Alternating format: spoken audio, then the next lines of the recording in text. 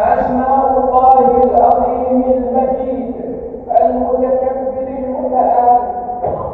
الحي القيوم ذي الجلال والإكرام الإله القادر القاهر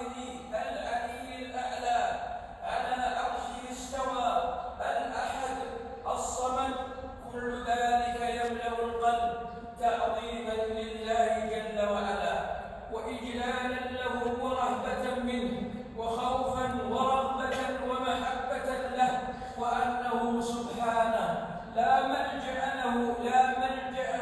منه إلا إليه فلا يصمد العبد